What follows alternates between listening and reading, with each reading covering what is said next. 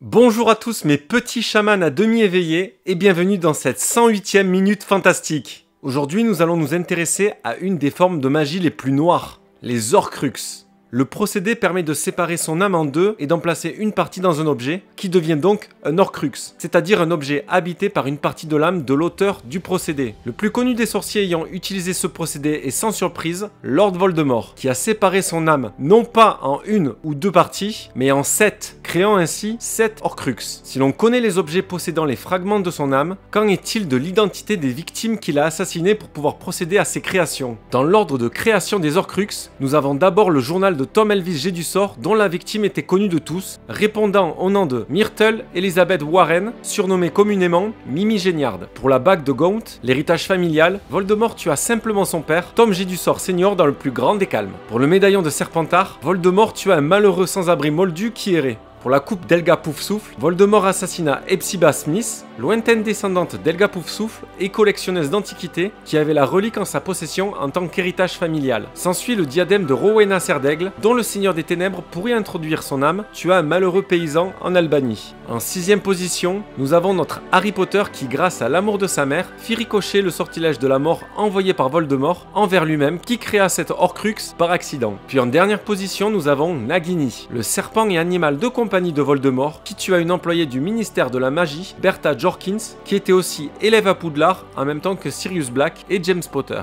C'est la fin de cette minute fantastique en espérant qu'elle vous ait plu. Et moi je vous dis à la prochaine pour une nouvelle vidéo. Bye!